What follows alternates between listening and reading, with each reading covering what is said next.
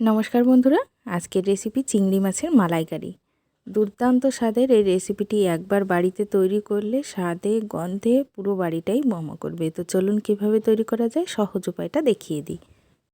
এখানে নিয়েছি প্রায় 1 কিলো মতো চিংড়ি মাছ, আর মাথাগুলো দেখুন খোসা ছাড়িয়ে ফেলেছি, আর যে নোংরাগুলো থাকে সেগুলো ভালো করে পরিষ্কার করে নিয়েছি। আর পরিষ্কার করার পর দেখুন যে চিংড়ি মাছের পাগুলো থাকে সেগুলো কিন্তু কেটে আলাদা করে নিয়েছি। মাছটা রান্না করার জন্য কি কি মশলা লাগছে সেটাই দেখিয়ে দেবো। 1.5 চামচ মতো আদা বাটা, 2 চামচ পোস্তদানা বাটা, 1 চামচ মতো কাজু বাদাম বাটা, নিয়েছি 3-4 চামচ শুকনো লঙ্কা বাটা, 2 চামচ মগজদানা বাটা, 2 চামচ নারকেল বাটা, আর সাথেই নিয়েছি এখানে মিডিয়াম সাইজের একটা পেঁয়াজ বাটা। সেটা বেশি মিহি করে বাটিনি, থেতো করে রাখা আছে। সাথেই কিছু কাঁচা লঙ্কাও নিয়ে নিয়েছি। কড়াইটা ভালো করে প্রথমে গরম করে নেব, তারপরে দিয়ে দেব বেশ কিছু পরিমাণ সর্ষের তেল।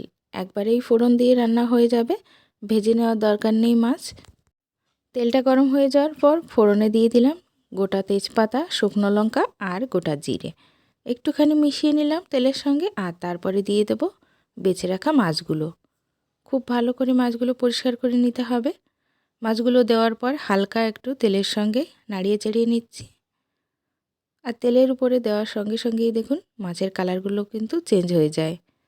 এখন যে মশলাগুলো বেটে রেখেছিলাম সব মশলাটাই এখানে অ্যাড করে দিচ্ছি চিংড়ি মাছের ভিতর।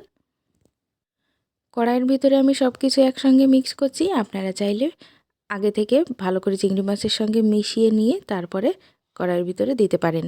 2 চামচ আমি এখানে জিরা বাটাও দিয়ে দিয়েছি, সাথে দিয়েছি হলুদ গুঁড়ো, পরিমাণ মতো লবণ, সাথে দিয়েছি কাশ্মীর লাল লঙ্কা গুঁড়ো। সমস্ত মশলাই আমি শুকনো শুকনো বেটে নিয়েছিলাম, তাই এখন দিয়ে দিলাম 2 চামচ মতো জল, আর ভালো করে মিশিয়ে এটাকে কষিয়ে নিতে হবে। শিলনোড়ায় মশলাগুলো বেটে নিলে তার স্বাদটাই আলাদা হয়, তাই আমি মিক্সির জারে একবারে মশলাটা পিষে নিইনি, আলাদা আলাদা করে শিলনোড়ায় বেটে নিয়েছি, যাতে আপনারা বুঝতে পারেন কি কি মশলা এখানে ব্যবহার করেছি।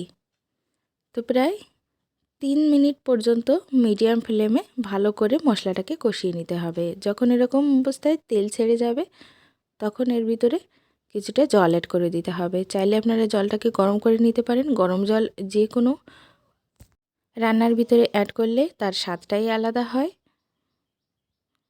দেখুন দেখতে কতটা সুন্দর লাগছে। ভালো করে কষিয়ে নেওয়া হয়ে গেছে। চাইলে আপনারা এরকম মশলাদার চিংড়িও খেতে পারেন।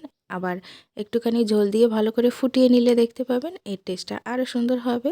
রুটি পরোটার সঙ্গে বা ভাতের সঙ্গে খেতে পারবেন। দিয়ে দিলাম অল্প পরিমাণ কিছু জল, আর ভালো করে এটাকে মিশিয়ে নিলাম। আমি একবারেই লবণটা দিয়ে দিয়েছিলাম, তাই লবণ আর অ্যাড করব না। স্বাদমতো চিনি দিয়ে দিলাম। যেহেতু মালাইকারি হালকা একটু মিষ্টি মিষ্টি হলে এটা খেতে কিন্তু দুর্দান্ত লাগে। জল দেওয়ার পর প্রায় 2 মিনিট রান্না করে নিয়ে এখন দিয়ে দিলাম 1 চামচ গরম মশলা বাটা। আর গরম মশলার ভিতরে নিয়েছিলাম দারচিনি, লং আর এলাচ শুধুমাত্র। প্রায় 5 মিনিট হয়ে গেছে, রান্নাটা কমপ্লিট। গা মাখা ঝোল রেখে এরকমভাবেই নামিয়ে নিতে হবে। বেশি ঝোল রাখলে কিন্তু মালাইকারিটা অতটা টেস্টি লাগবে না। দেখুন দেখতে কিন্তু দুর্দান্ত হয়েছে, স্বাদও দারুণ হয়েছে। বাড়িতে তৈরি না করলে আপনারা বুঝতেই পারবে না যে এত টেস্টি হতে পারে।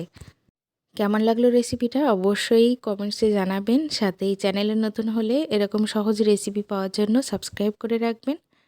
ভিডিওটা ভালো লাগলে লাইক এবং প্রচুর শেয়ার করবেন বন্ধুদের সঙ্গে। তো আজকের মতো এই পর্যন্ত, দেখা হবে অন্য রেসিপিতে। বাই।